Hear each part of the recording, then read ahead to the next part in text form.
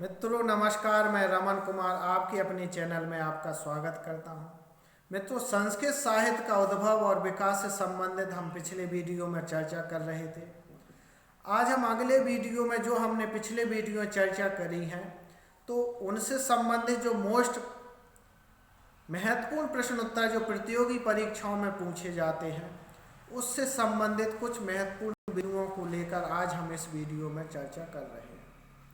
तो यहाँ पर जो ध्यान देने योग्य बिंदु हैं उसके बारे में आज हम चर्चा करेंगे। तो इसके लिए यहाँ पर आपको इन बिंदुओं पर ध्यान देना होगा। तो ध्यातव्य बिंदु कौन कौन से हैं, पिछले वीडियो में हमने क्या चर्चा करी, इससे संबंधित आज हम आपको अपने वीडियो में लेकर आए हैं। तो पहला बिंदु है संस्कृत संसार की प्राचीनतम भाषा है। जो प्रतियोगी परीक्षाओं में अधिकतर जो प्रश्न पूछे जाते हैं उससे संबंधित आज हम कुछ महत्वपूर्ण बिंदुओं को लेकर आए हैं, जैसा कि मैं आपको बता चुका हूं। तो संस्कृत भाषा की प्राचीनतम जो भाषा है वो संस्कृत संसार की प्राचीनतम भाषा है। दूसरा बिंदु आता है कि संस्कृत भाषा की रचना धारा निरंतर प्रभावशील रही है। वसुधैव कुटुंबकम यह उद्घोष संस्कृत भाषा की ही देन है। अधिकतर प्रतियोगी परीक्षाओं में पूछा जाता है तो वसुधैव कुटुंबकम यह उद्घोष है संस्कृत भाषा की ही देन रहा है। अगला बिंदु है कि संस्कृत भाषा वैज्ञानिक दृष्टि से भारोपीय परिवार की भाषा है। तो भारोपीय परिवार की कौन कौन सी भाषाएं यहाँ पर ध्यान देने योग्य एक बात है। तो इनमें है ग्रीक, लैटिन, अंग्रेजी, रूसी, फ्रांसीसी, स्पेनी आदि। तो ये यूरोपीय भाषाएं हैं, इसी परिवार की भाषाएं कहलाती हैं। इससे संबंधित सबसे अधिक महत्वपूर्ण प्रश्न पूछे जाते हैं। सभी आधुनिक भारतीय भाषाएं संस्कृत से निकली हैं, जैसे हिंदी, मराठी, गुजराती, बंगला, उड़िया, असमिया, पंजाबी, सिंधी आदि। तो जी सभी आधुनिक भारतीय भाषाएं हैं, संस्कृत से ही इनका उद्गम हुआ है। तो आधुनिक भाषाओं की विकास प्रक्रिया के बारे में जानते हैं कि आधुनिक भाषाओं की विकास प्रक्रिया किस प्रकार हुई। तो आधुनिक भाषाओं की विकास प्रक्रिया के लिए हम 3 पॉइंट लेकर आए हैं। पहला बिंदु है प्राचीन आर्य भाषा का काल, जो कि पिछले वीडियो में बता चुका हूँ।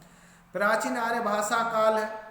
इस काल में वैदिक भाषा और प्राचीन संस्कृत भाषा के विकास की प्रक्रिया चली।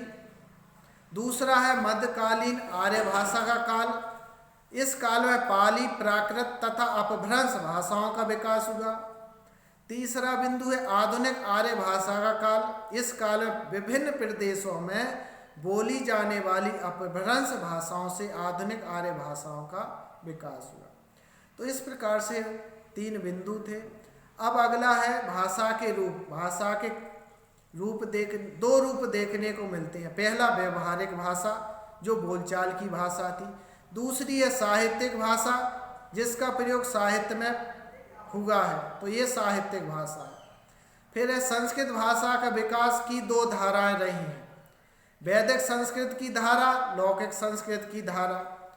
वैदिक संस्कृत तथा लौकिक संस्कृत के संधि काल में रामायण तथा महाभारत ग्रंथों की रचना हुई। तो महत्वपूर्ण प्रश्न यह है कि रामायण और महाभारत ग्रंथों की रचना वैदिक संस्कृत और लौकिक संस्कृत जब दोनों का संधि काल था उस समय इन दोनों ग्रंथों की रचना हुई है। और रामायण महाभारत के समय से ही इनका लौकिक भाषा का उद्गम हुआ है। इसके पूर्व की जो भाषा थी उसको वैदिक भाषा कहा गया। तो रामायण तथा महाभारत से ही लौकिक संस्कृत का प्रारंभ हुआ। इसी बीच सुप्रसिद्ध विद्वान महर्षि पाणिनि का आविर्भाव होगा, जिन्होंने अष्टाध्यायी नामक ग्रंथ में भाषा संबंधी नियम बनाए। तो इस तरह से महर्षि पाणिनि का जो व्याकरण है के आने से संस्कृत भाषा की स्थिरता हो गई, फिर उसमें कोई परिवर्तन नहीं हुआ।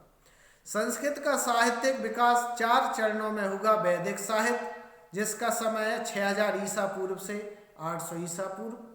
दूसरा है रामायण महाभारत, इसका समय है 800 ईसा पूर्व से 300 ईसा पूर्व। तीसरा है मध्यवर्ती संस्कृत साहित्य, जिसका समय है 300 ईस्वी से 1784 ईस्वी तक। और चौथा है आधुनिक काल, जिसका समय है 1784 से अब तक। तो इस तरह से ये अगले वीडियो में फिर हम महत्वपूर्ण बिंदुओं की जानकारी लेकर आएंगे। इसी तरह हमारे चैनल पर बने रहें। तब तक के लिए नमस्कार।